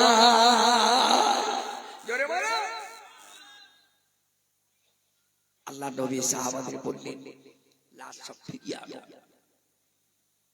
লাশ ফিরিয়ে আনো। ফিরিয়ে আনার পরে উহুদের পাহাড়ের কাছে তাদের শহীদান, তাদেরকে দাফন করা আছে। শহীদান ৭০ জন সাহাবা ওদুর শুয়ে আছেন। ওখানে দোয়া চাইলে হাজী সাহেবদের দোয়া গ্যারান্টি 100% আল্লাহর দরবারে কবুল হয়ে যায়। জোরে বলেন। হজ পাকে যাওয়ার পরে 18 জায়গায় দোয়া কবুল হয়। আল্লাহ করে আমি 2007 সালে যখন হজ করি, আল্লাহ করে তখন সিস্টেম ছিল তো আলাদা, এখনকার আস্তে আস্তে সিস্টেম পাল্টে পাল্টে। তারপরে আমি কয়েকবার গেলাম, কয়েক মাস হলো আল্লাহ ফিরিয়ে এনেছে। আবার নিয়ত আছে, আল্লাহ যদি চায় ফেব্রুয়ারিতে যাব। কেন আমি কিছু জনগণকে সঙ্গে সাথী করে নিয়ে যাই, আবার তাদেরকে যতটা পারি আপ্রাণ দিয়ে চেষ্টা করে প্রত্যেকটা জায়গায় ঘুরিয়ে দোয়া করে, তায়েফ, উহুদ, আপনার বদর ইত্যাদি যে 18 জায়গায় দোয়া কবুল হয়। মসজিদে কিবলাতাইনি, মসজিদে কুবা, রাসূলুল্লাহর বাড়ি, মা ফাতেমার বাড়ি, অর্থাৎ তায়েফ ইত্যাদি 18 জায়গায় যে দোয়া কবুল হয়, আমি যাদের সঙ্গে করে নিয়ে যাই আপ্রাণ দিয়ে চেষ্টা করি তাদেরকে সেগুলো দেখিয়ে ঘুরিয়ে দোয়া করি, ফিরিয়ে আনার চেষ্টা করি। অতএব আল্লাহ করে কয়েকবার হলো নিয়ত আছে, আল্লাহ যতদিন বেঁচে থাকবো একটা বার করে যেন বছরে যেতে পারি। একটু জোরে বলো, আর একটু জোরে বলো। একটা ব্যবসা আলাদা, আর একটা আল্লাহ রসুলের মহব্বত নেশায় যাওয়া আলাদা। আমি ব্যবসা করিনি, লাভ করিনি, 10 জন 20 জন হলো তার সঙ্গে আমার যাওয়া হলো, হয়তো আমার একটু 5% ভাগ একটু কম হলো, অন্য কিছু না। আমার সোনা জানেরা, আমার মধুরা সোনার লালেরা, আল্লাহওয়ালা দিলদার বরেন্দ্র বাবাজিরা, ও সোনার মধুরা আল্লাহওয়ালা দিলদার ভাইরা, আল্লাহ নবী ইন্দুনার বাদশা ওই নবী পাকের বিবাহুর পয়গম আল্লাহ নবীর দরবার থেকে চলে গেল। মা খাদিজা দিয়েছিলেন আল্লাহ নবীর চাচা হযরতের চাচা আবু তালেব চিঠিটা নিয়ে আমির হামজা আল্লাহ নবীর চাচার কাছে দিলেন। চাচা আমির হামজা পয়গমটা পেয়ে বড় আনন্দে খুশি হয়ে গেলেন। বললেন, ভাই আবু তালেব, অপেক্ষা করো না, এটা আল্লাহরই মঞ্জুর। আমি আমার ভাতিজাকে মা খাদিজাতুল কুবরার সঙ্গে বিয়ে দিতে রাজি আছি। একটু জোরে বলো, সবাই জোরে বলো। অনেক কথা মা খাদিজাতুল কুবরা রাদিয়াল্লাহু তাআলা আনহার কাছে খবর গেল, রাসূলুল্লাহ বিয়ে হবে রাসূলুল্লাহর সঙ্গে। চাচা আবু তালেব, চাচা হামজা, এরা সবাই রাজি। একটু জোরে বলো।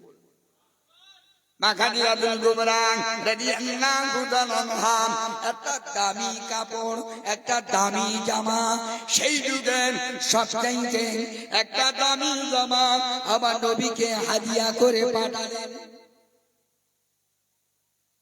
তৎকালীন সেই যুগের সবচাইতে দামি পোশাক মা খাদিজাতুল কুবরা রাদিয়াল্লাহু তাআলা আনহা আল্লাহর নবীর কাছে পাঠালেন। আল্লাহ নবী ওই পোশাকটা নিয়ে তিনি বাম সাইডে রাখলেন। একটু আস্তে করে গান ধরে বলবেন, কোনে রাখলেন? বাম সাইডে, বাম পাশে।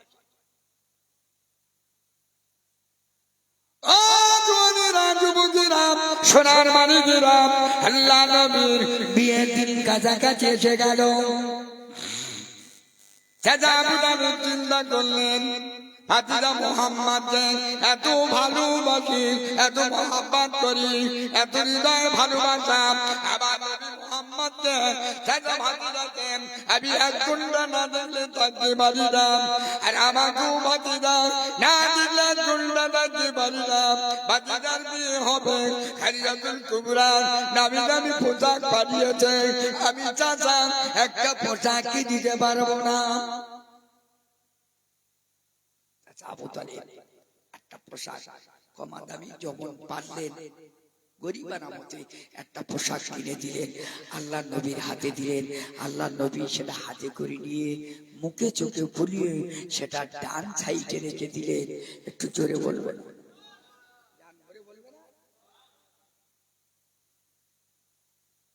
এখনকার দিকে দেখি বিয়ে শাদী হয়, ছেলের বাবা এত বড় নেমুখারামি, ছেলেটাকে মানুষ করে ডাক্তার মাস্টার বানালো, শিক্ষিত বানালো। দেখাশোনার সময় বলতে বলে, ও আমি খরচ করতে পারবো না, তোমরা দিন দান কবে করো করে তোমরা ছেলে নিয়ে দাও, বিয়ে শাদী জামা কাপড় যা যেখানে লাগে সব করে দিয়ে ছেলে তোমরা বিয়ে শাদী দিয়ে, বউ কি দেবে না দেবে, ছেলের কি দেবে না দেবে, একেবারে বিয়ে শাদী করে বাড়িতে তুলে দিয়েছে। তবে ভাঙড়ের লোক এরকম হারামি নেই, সব আমাদের কুমড়া খালির দিকে দিকে বলছে। আচ্ছা, কত বড় নেমো খারাপি চিন্তা করতেন দেখি। ও ছেলের বাবা, ও বলতেছে আমার টাকা পয়সা নিয়ে ক্ষমতা নিয়ে আমি বিয়ে দিতে পারবো না, তোমরা যদি পারো তোমরা করে দিলে না। ওর মুখে কুম ঝাঁটা মারার দরকার। আচ্ছা বলো, তুই ছেলে কত খরচ হবে? এত বড় বেশরমে ও নিজে 1 টাকা খরচ করবে না, ও সব মেয়ের বাবার দিয়ে খরচ করবে, মানে মেয়ের বাবার জ্বালা। বৈশাখ আল্লামা হুজুর কেবলা লিখেছে, যদি কোনো মুসলমানের ছেলে বিয়ের কোণের টাকার খানা বিসমিল্লাহ বলে খায়, ঈমান বরবাদ হয়ে যাবে। মরণের আগে রুদ্দুকুপুর কলেমা না পড়ে যদি মরে, ঈমান হারা হয়ে জাহান্নামে যাবে। কে বলেছে? কার কথা বলেছে? বৈশাখ আল্লামা হুজুর। আমার আপনার মতন হজগজ টোগোবুগা দেন।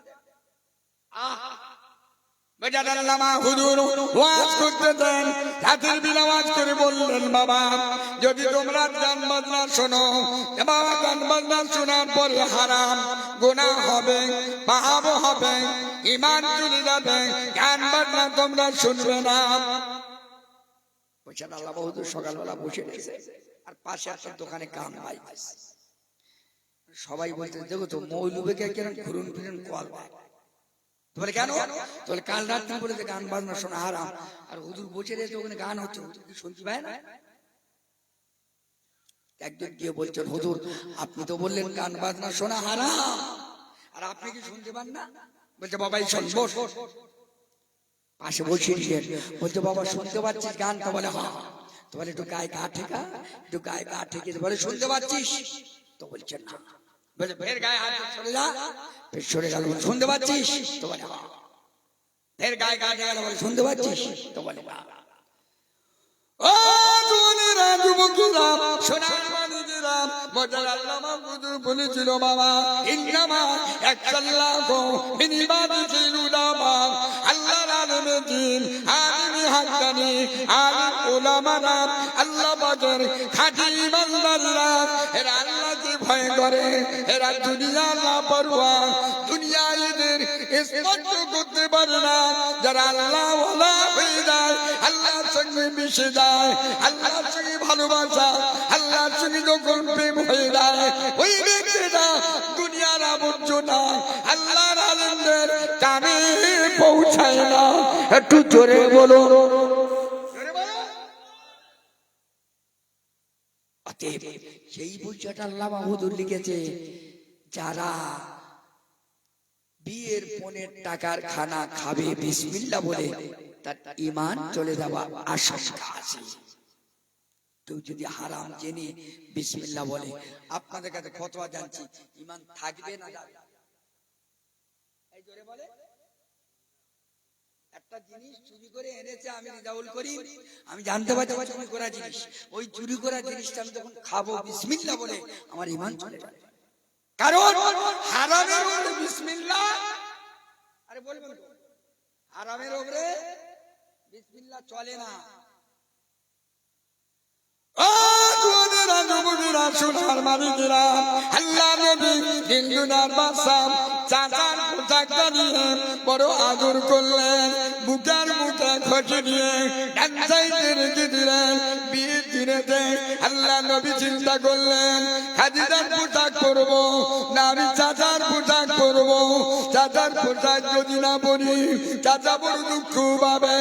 আল্লাহ নবী দরজার খুলে কাঁদতেছে। আল্লাহ নবী কান্দে কান্দে বললেন, আল্লাহ বা আমি কার পোশাক পরি? খাদিজার পোশাক যদি না পরি খাদিজা নারাজ হয়ে যাবে। আল্লাহ নবী চিন্তা করলেন, আর পোশাক পরি? সোনার মানিকেরা, আল্লাহ নবী চিন্তা করলেন, খাদিজা যদি রাগ করে খাদিজাকে বুঝিয়ে নেওয়া যাবে, সারা জীবনে সঙ্গিনী হয়ে থাকবে। কিন্তু চাচা যদি নারাজ হয়ে যায়, আল্লাহ পাকে আজকে আজিম পর্যন্ত নারাজ হয়ে যাবে। আমি বিশ্ব নবী চাচার পোশাক পরতে চাই, একটু জোরে বলুন। নবী আবার চাচার পোশাক পরলেন। আল্লাহ নবী কানতে কানতে পোশাক পরে, আল্লাহ নবী যখন মা খাদিজাকে বিয়ে করতে যাবেন, আমাদের দেখেছেন আমরা যখন বিয়ে করতে যেতাম বা আমাদের ছেলেরা বিয়ে করতে যায়, যাবার সময় একটু মা দুধ দিয়ে হাতে গেলাসে দাঁড়িয়ে থাকে, ছেলেকে দেয়, খায়। ছেলেকে বাপ মার পায়ে একটু কদম মুছি করে, আপনাদের এখানে নিয়ম আছে কিনা জানিনি, যাওয়ার সময় একটু কদম মুছি করে। আগে বিয়ে করতে যেতে গেলি একটু কবর জিয়ারত করতে যেত, মসজিদে 2 রাকাত শুকরিয়া তাহিয়াতুল ওযু 2 রাকাত নামাজ পড়তো, 2 রাকাত শুকরিয়ার নামাজ পড়তো। এখন আর সেগুলো আস্তে আস্তে সব উঠে গেছে। কথা ঠিক বলছি না? এখন চাচা আছে, আরে হাকিরা বলবো তো, আগে বিয়ে করতে যেতে গেলি বাপ মা মুরব্বিদের কবর জিয়ারত করতো, আর মসজিদে 2 রাকাত তাহিয়াতুল ওযু 2 রাকাত শুকরিয়ার নামাজ পড়ে আসতো। বাপ মার কাছে সালাম করে বাপ মার কাছে দোয়া নিয়ে যেত। সেই সব সংসারে বাপ মায়ের দোয়া, আল্লাহর ওলিদের দোয়া, মুরব্বিদের দোয়া, ওই সংসারগুলো আল্লাহর রহমতে ভরিয়ে দিত। একটু ধরে বলুন, আরো ধরে বলুন। আজকে বিয়ে করে আনছে, কালকে এমন কপালে বাদ পড়তেছে, সংসারের মার কোলখানি হয়ে যাচ্ছে।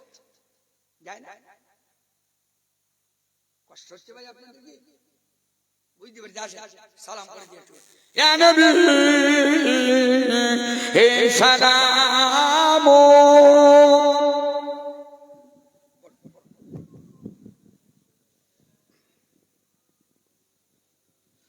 তালাআল বদরু আলাইনা মিন সানিয়াতিল বিদায় ওয়াজাবা শুকরু আলাইনা মাদা লিল্লাহ আগেদাই ইয়া নবী সালামু আলাইকা।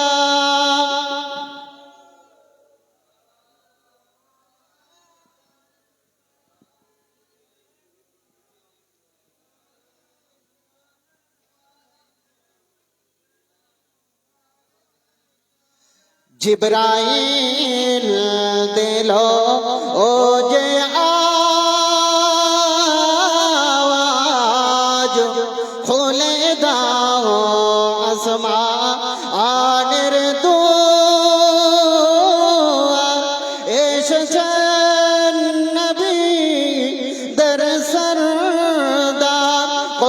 হইতে আল্লাহ আরো দিদার ইয়া নবী সালামুন আলাইকা ইয়া রাসূল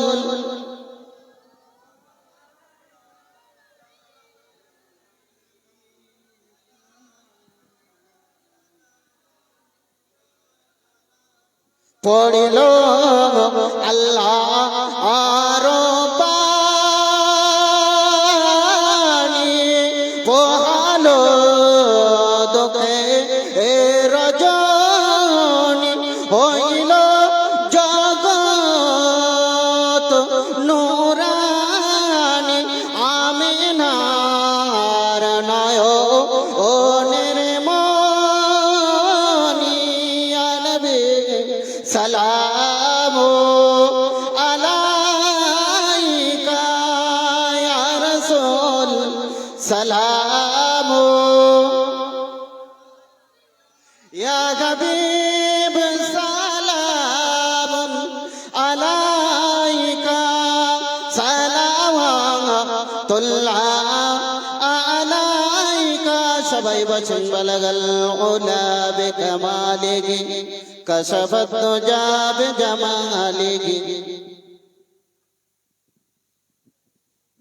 সাল্লু আলাইহি ওয়া আলিহি আল্লাহুম্মা সাল্লি আলা সাইয়্যিদিনা মাওলানা মুহাম্মাদ ওয়া আলা আলিহি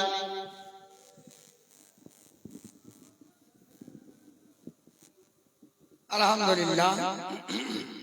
অনেক গদ হলো সন্ধ্যা থেকে, খুব বিস্তারিত আলোচনা করবো না, খুব সংক্ষিপ্ত সময় এখনই শেষ করে দেবো। যে যেখানে আছেন চলে আসুন। ছোট্ট করে একটা কথা বলছি। আল্লাহ নবী সাল্লাল্লাহু আলাইহি ওয়াসাল্লামের কন্যা খাতুনে জান্নাত কি নাম ছিল বাবা? একটু জোরে বলে। মা ফাতেমা। মা ফাতেমা রাদিয়াল্লাহু তাআলা আনহা আল্লাহ নবী পাকের বেটি। মা ফাতেমা নবীকে এত ভালোবাসতেন, রসুল যখন যেতেন মা ফাতেমা দাঁড়িয়ে সম্মানার্থে সালাম দিতেন। একটু আসতে বলো, সবাই মিলে বলে। আরে আসতে হলো, সবাই মিলে বলে। আর মা ফাতেমা যখন যেতেন রসুলের কাছে, রসুল দাঁড়িয়ে বলে সম্মান করতেন, দাঁড়িয়ে যেতেন, আদব করতেন। মা বেটি হল, বাবা বেটি হলো, সম্মান করতেন, সালাম দিতেন এবং সম্মানার্থে দাঁড়িয়ে যেতেন। আমার রসুলের আদর্শ, রসুলের শিক্ষা। আল্লাহ নবীর বিধি আম্মাদান ফাতিমা রাদিয়াল্লাহু তাআলা আনহা আর হযরত আলী রাদিয়াল্লাহু তাআলা আনহু দুই স্বামী ছিলেন। আল্লাহ পাকের এত মিল, এত মহব্বত, এত ভালোবাসা দিয়েছিলেন, গোটা পৃথিবী নদীর হয়ে গেল মা ফাতেমার সঙ্গে আলীর এত ভালোবাসা। হযরত আলীর তো মা বিবির সঙ্গে ভালোবাসা গোটা পৃথিবী রেকর্ড করে দিলেন। একটু জোরে বলো, আর একটু জোরে বলো। একদিন হযরত আলী রাদিয়াল্লাহু তাআলা আনহু মা ফাতেমাকে বলছে, বিবি আজকে তোমাকে একটা কথা বলবো আমি। তো বলে বলতো, তুমি আমাকে আমার কাছে জীবনে বিয়ের পর থেকে এই পর্যন্ত আমার কাছে আমার লাইফে তুমি জীবনে কোনোদিন কোনো জিনিস চাও, কিন্তু আজকে আমি তোমার প্রতি খুশি হয়ে আমি একটা ভালো জিনিস তুমি যেটা বলবে আমি সেটাই আনবো। তুমি আজকের খুশি হয়ে বলবে, আমি সেটাই এনে দেবো। একটু জোরে বলো, সবাই মিলে বলুন। আচ্ছা, বিবিকে যদি স্বামী এরকম বলে, স্বামী খুশি না নারাজ? স্ত্রী খুশি না নারাজ? খুশি। কারণ নবী বলছেন স্বামী আর স্ত্রীর দাম্পত্য জীবনের ভালোবাসা এটাই হলো ওই সংসারটা। নবী বলছে আল্লাহর জান্নাতের একটা টুকরো। একটু জোরে বলুন। স্বামী আর স্ত্রীর সংসারের অশান্তি দ্বন্দ্ব, নবী বললেন ওই সংসারটা জাহান্নামার টুকরো, এটা জাহান্নামার গাড্ডা।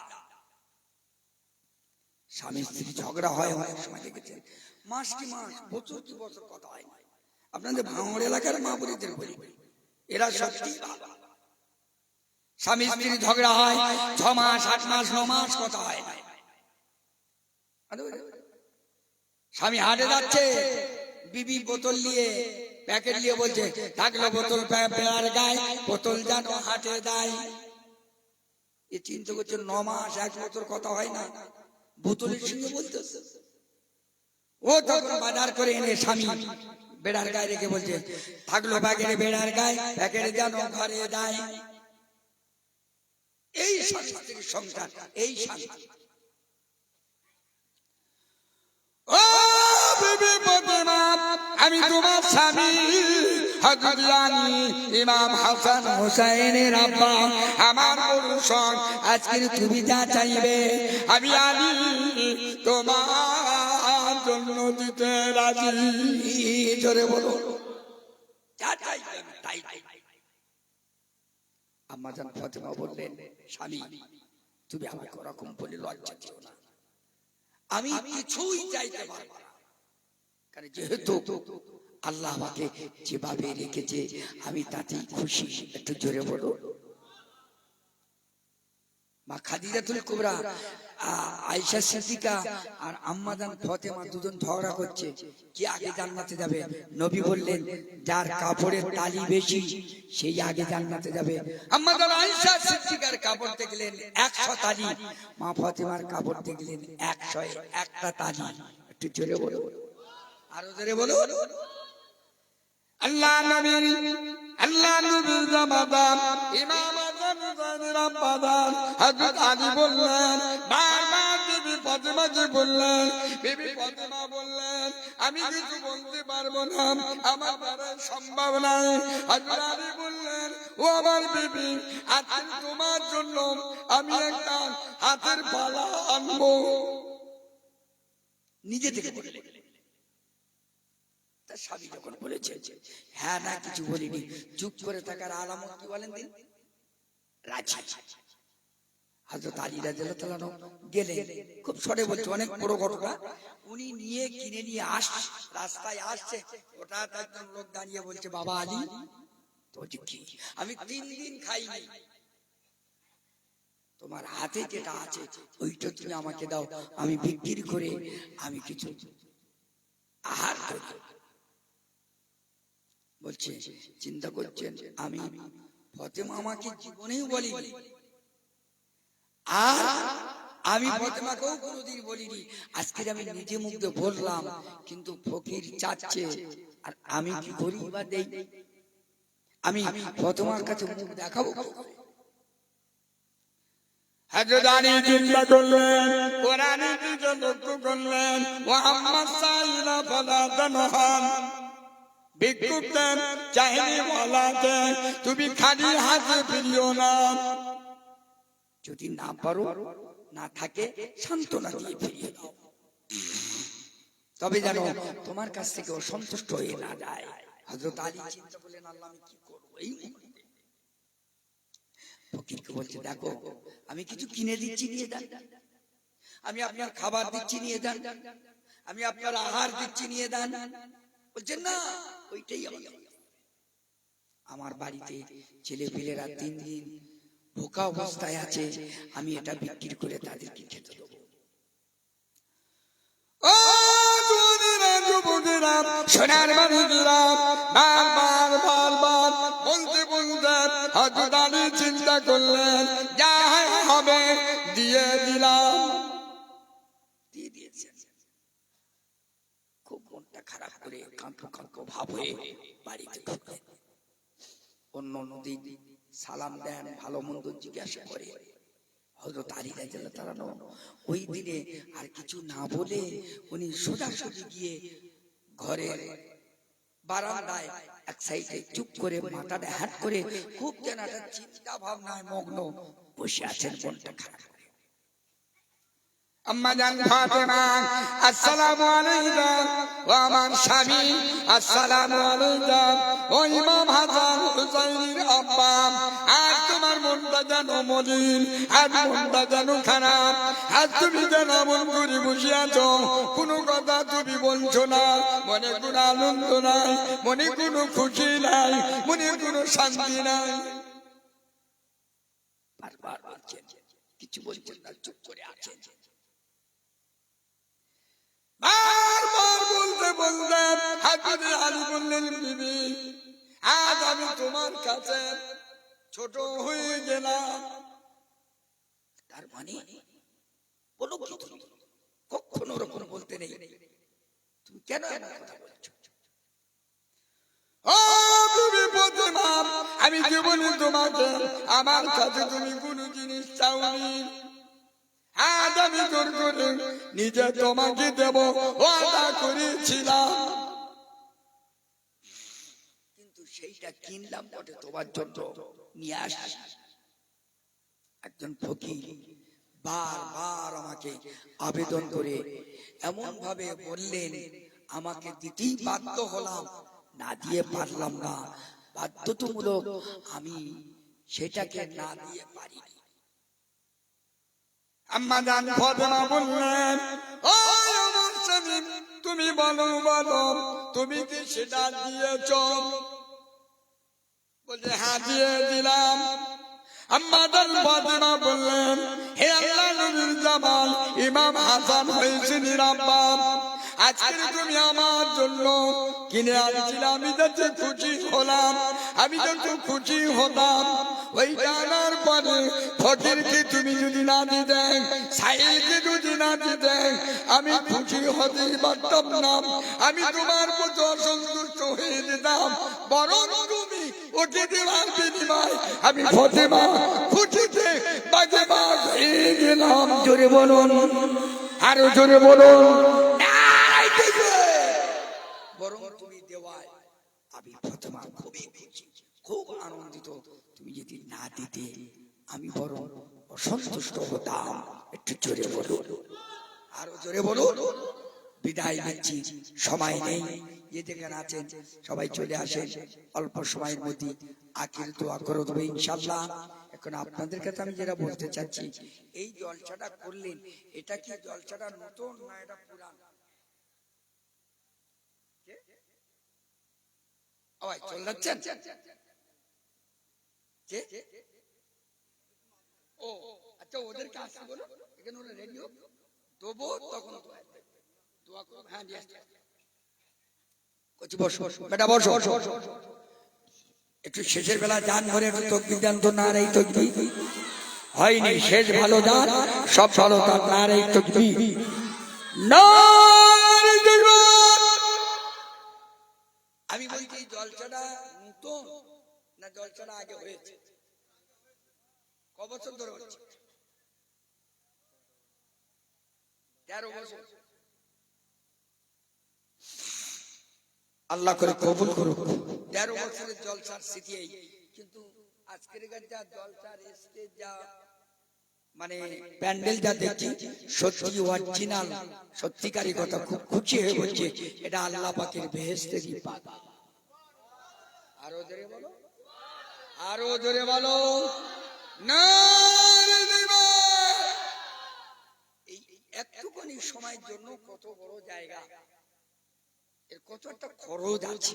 আহা, তাহলে এই জলসা আপনারা যা করলেন এ পর্যন্ত শেষ না, ইনশাআল্লাহ বেঁচে থাকলে এ জলসা আগামী হবে, এরকম কেউ আশা আছে? আশা আছে কি? আলহামদুলিল্লাহ। এই জলসাটা কার জলসা? একটু জোরে বলে। পানাপুর গ্রামের লোকের জলসা হলো, কিন্তু জলসাটা কার? আমার নবীর জলসা।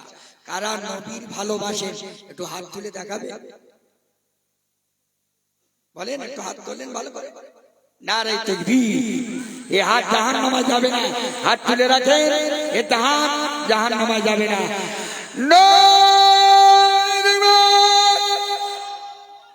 আল্লাহ হায়াত দারাজ করুন। আল্লাহ করে শেষের দিকে আমি এসেছি। আমি কয়েকদিন হলো সোনার মদিনাতে ঘুরে এসেছি। আল্লাহ চাইলে ফেব্রুয়ারিতে যাব, নিয়ত আছে। আর আমি আপনাদের জন্য দোয়া চাই, আল্লাহ আমাদের জন্য প্রত্যেকেরই যেন সোনার মদিনায় যাবার সুযোগ করে দেয়। একটু আস্তে করে বলেন, সবাই মিলে বলেন। আচ্ছা, সোনার মদিনায় যাওয়ার আশা কার না হয়? খোদার কসম, সোনার মদিনায় যারা যাবে, জীবনে একবার কেউ যদি গিয়েছে ওই ব্যক্তিটা বাড়িতে আসার পরে মনে হবে আমার জায়গা জমি যা আছে সব বেচে আবার সোনার মদিনায় যাই। জোরে বলো, জোরে বলো। কজন আছে রাজি? দেখেন মদিনায় যাওয়া মানুষ কজন আছে? হাত দেখেন। একজন। এই সোনার বাগিরা, তোরা মদিনায় গেছি? আমার এই বাবাজি গেছে, ওই মনে হয় গেছে, মনে হয়। দেখ আরেকজন ভাইকে হাত তুললেন, পিছনে কে একজন হাত তুললেন। মদিনায় যাওয়া মানুষ কজন গিয়েছেন? হাত তুলে দেখা। মদিনায় কেউ যাননি? একজন। এ আগে যাবে ইনশাআল্লাহ, আল্লাহ চাইলে এ আগে যাবে, আল্লাহ এর দোয়া কবুল করবে। জোরে বলেন আল্লাহু আমিন। বাবু গিয়েছেন আপনি কত সালে? মালকি আগে। আচ্ছা, আমি যে কথাটা বললাম, যে ব্যক্তি একবার মদিনায় যাবে তার মনে হয় যেন ভিটে বাড়ি বেচে আবার মদিনায় যায়। কথা ঠিক বলিস না? আল্লাহ নবী বললেন, মা বাইনা মিন বাইতি মিম্বার বিরৌধাতু ফিরিয়াতুল জান্নাত। যে ব্যক্তিটা একবার সোনার মদিনায় যাবে, আল্লাহ নবী বললেন জলসার ময়দানটা রিয়াজুল জান্নাত। নবী পাকের মাজার আর মেম্বার ওই জায়গাটা হলো রিয়াজুল জান্নাত। জোরে বলুন। আগে রিয়াজুল জান্নাতে দরহালে সব সময় যাওয়ার সুযোগ ছিল। এখন টিকিট কাটতে হবে, 3-4 দিন আগে টিকিট কাটতে হবে। 5 মিনিট সময় দেবে, 5 মিনিট আগে সারাদিনটা খোলা থাকতো। আহা, এই ছেলেরা গরম পানি নিয়ে তোমার সে গরম পানি নিয়ে গাড়িতে দিন রাত খোলা থাকতো, খুব কঠিন। একবার ছাড়া দুবার যদি গিয়েছো তোমার কিন্তু সঙ্গে সঙ্গে জেলে দিয়ে দেবে, বুঝতে পারছি। আর বুঝতে পারবে অনলাইনে টিকিট কাটা। যাই হোক, সোনার মদিনায় যাবার আশঙ্কা যারা রেখেছেন, আমি কথা দিলাম এই ফেব্রুয়ারি যদি আল্লাহ নিয়ে যায় আপনাদের জন্য এখানে যতগুলো মানুষ আছেন দোয়া চাইবো। আল্লাহ চাইলে সোনার কাবা না দেখে আল্লাহ মরণ দেবে না। জোরে বলো, জোরে বলে। আল্লাহর কাবায় হাত লাগিয়ে দোয়া চাইবো, আল্লাহ যেন কবুল করে। এই জলসা আপনারা করেছেন, খুব খুশি। এই জলসার একটা ঘাটতি রয়েছে, ভাই বলছিলেন যে খুব কষ্ট করে ছোটা আটা করে জলসা করলাম, একটা ঘাটতি রয়েছে। আল্লাহ নবী এই বলা বেহেশতের বাগান রিয়াজুল জান্নাত, খোদার কসম একটা মানুষ যদি 1 টাকা দান করে, নবী বললেন ওই ব্যক্তি আল্লাহর কাবা মদিনায় দান করার সওয়াব আল্লাহ এতে নসিব করে দেবে। জোরে বলুন, আরো জোরে বলুন ইনশাআল্লাহ। আমি নাম ধরে দোয়া চাইবো, নামটা লিখে নিয়ে যাব। আল্লাহর একটা বান্দা যদি বলেন আমি 500 টাকা এই মাহফিলের নগদ হ্যান্ডকাশে আল্লাহর জন্য দেবো, কথা দিলাম, হাত তুলে দোয়া চাইবো। সোনার মদিনায় গিয়ে আল্লাহর কাছে একটু বলবো, একটা ভাই পারবেন 500 টাকা আমি নগদ দেবো, আল্লাহ কবুল করে। কি নাম? আসে আল্লাহ সত্যি মানুষটা গরিব দেখাচ্ছে, আল্লাহ গরিবরাই তো তোমার বড় ভালোবাসে, তোমার মহব্বত করে। একটু জোরে তাকবীর দেন তো, নারে তাকবীর। কি নাম বললেন? যে সালাউদ্দিন। একটু হাত তুলে দোয়া চাই, আল্লাহু আমিন। সালাউদ্দিন নামে খোদা এখানে ছিল, ছিল খোদা দানে বুদা জানো। আর দোয়া করি মাওলা দানের কারণ এহ পারু কালে দাও সুখের জীবন। আজ তাদের মারা গেছে আছে কবরতে, জানি না খোদা আছে কোন হালতে। তাই দোয়া করি মাওলা তার জন্যতে জান্নাতের মাঝারে দাও প্রথম স্থানে লা ইলাহা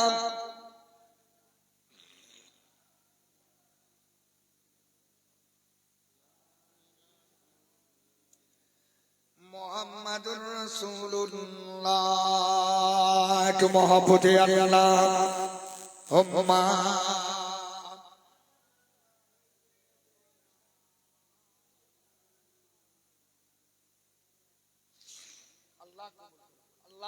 আমার ভাই সালাউদ্দিনকে সোনার মদিনা আল্লাহ জীবনে একটাবার না দেখে মরণ দিও না। একটু জোরে সবাই বলেন আল্লাহু আমিন। আর একটা দেবেন ভাই, আর একটা ভাই দেবেন, কথা দিলাম ইনশাআল্লাহ। আল্লাহর কাবায় হাত লাগিয়ে দোয়া চাই। আল্লাহর কাবায় যারা হাত লাগিয়ে দোয়া চায় আল্লাহ ও দোয়া কখনোই ফির হয় না।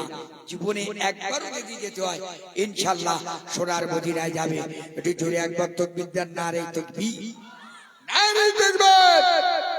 আর একটা ভাই বলছি 500 টাকা দেবে আছে। আর একটা ভাই একটু সঙ্গী হয়ে জুড়ি হয়ে আল্লাহর নবীর স্টেজ এই মাহফিল আল্লাহ রহমতে ভরিয়ে দেবেন। আল্লাহ চাইলে এর ওসিলায় কিয়ামতের দিন আল্লাহ নাজাতের জরিয়া বানিয়ে দেবে। একটু জোরে সবাই বলুন তো নারে তাকবীর। আর একটা ভাই দেবে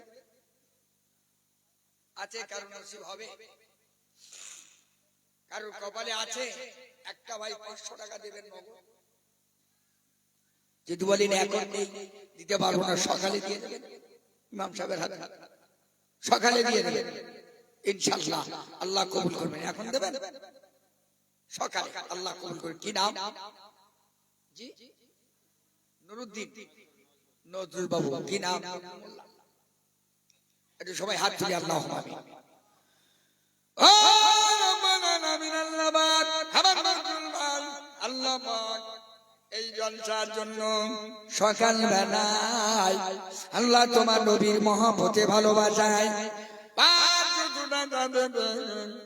জীবনের আশা পূরণ করুন, নেক মাকসাদ পুরা করুন, জানে মালি বরকতিন, হায়াতি বরকতিন, আল্লাহকে কোতে বরকতিন, দিদার জবাব আল্লাহ দিদার মদিনা যাবা আর মতন তৌফিদিন লা ইলাহা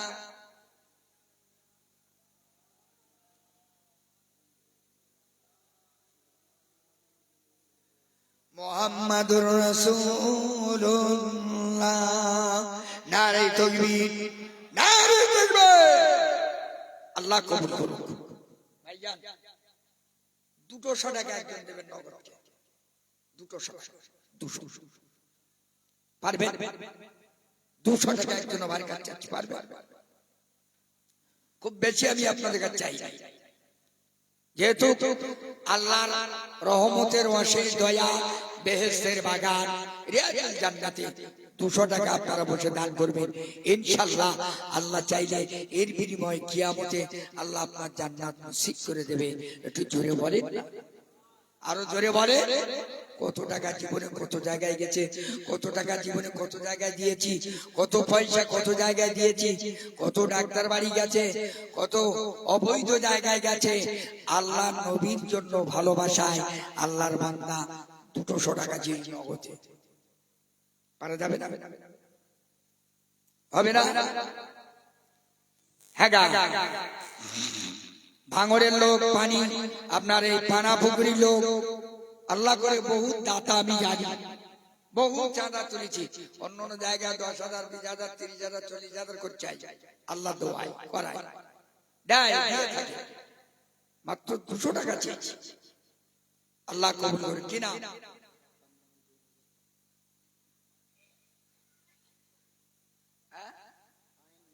শাইন মোল্লা কত করছি? আল্লাহ কবুল করুক। কখন দেবে বাবা? এখনই। বাহ, আমার শাইন ভাই জওয়ান ছেলে, একটু সবাই মিলে একটু গান করে শাইন ভাইয়ের জন্য একটু আল্লাহকে খুশি করে তাকবীর দেন তো। নারে তাকবীর হয় রে, জোরে নারে তাকবীর। আমার শাইন ভাই 200 টাকা জোরে বলেন মারহাবা। নারে তাকবীর। আল্লাহ কবুল করুক, হায়াত কিসমত দারাজ করুক। মাই মুরব্বিন একজন আল্লাহ কবুল করুক। আমার দুই ভাই বন্ধু মিলে 200 টাকা দিয়েছে। আল্লাহ 2 কোটি টাকার মালিক তুমি বানিয়ে দিও। জোরে বলুন আল্লাহ আমিন।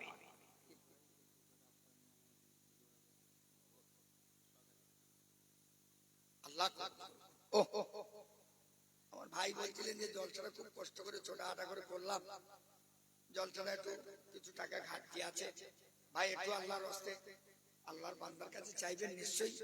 ভাঙড়ের লোক আমি নৈরাশ হতে দেখিনি, ভাঙড়ের লোকের কাছে জীবনে আমি নৈরাশ হই, আল্লাহ করে কোনোদিন খালি হাতে আমি ফিরিনি। আল্লাহ কবুল করুক। আমার কুদ্দুস ভাই ইনি বললেন আমি সকালবেলা 2000 টাকা দেবো, খুশি না বেজা? কজন খুশি? আর তোলে জান ভরে একটু বলেন নারাই তুলবি, আর একটু জোরে বলেন, সবাই মিলে বলেন না।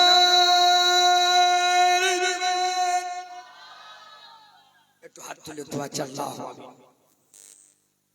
আল্লাহ। আমার আব্দুল কুদ্দুস মান রুজিরঞ্জান মান কুদ্দুস আল্লাহ হাত দ্বারা আব্বা জাহান মারা যাচ্ছেন, আছে কবরেতে,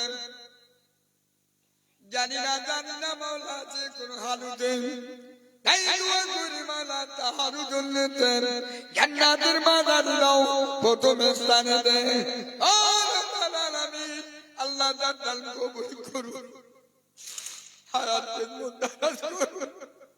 মাইমুর বিনে কুহারি দুয়া দাদা হুজুরকে কানে কুহারি দুয়া দিদার জানাত আল্লাহ দিদার মদিনা যাবার মতন তৌফিক দি। লা ইলাহা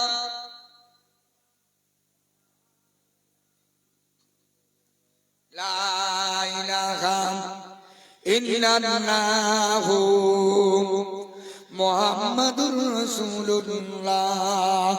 আল্লাহুম্মা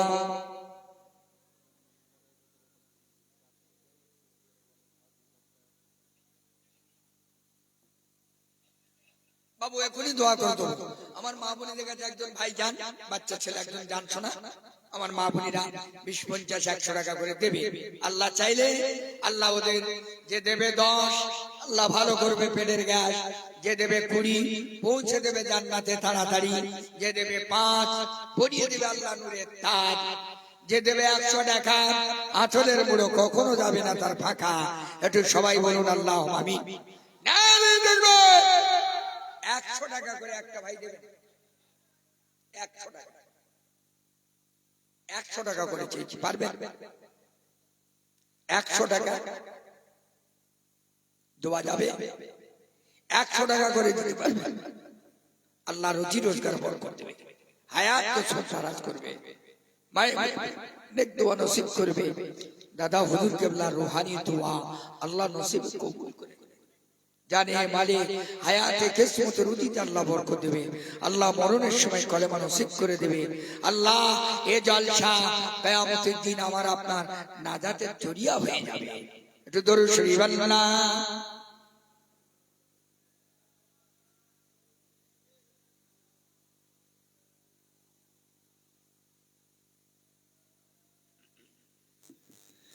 এ যদি আকাশ তলে আবার ফিরে যাব,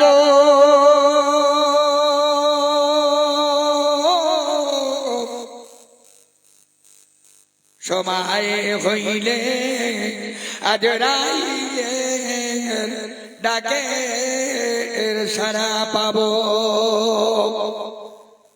হায়াত যেদিন ফুরিয়ে যাবে মিলবে সকল আশা, একাই আমায় যেতে হবে সেই ছেড়ে চুকে এরো বাসা। ওরে ভোলা মন রাজিও কারণ মরণের ডাঙা এলে কবরের মাঝে পচে গলে যাবে, পোকামাকড়েতে খাবে। আল্লাহ হুম্মা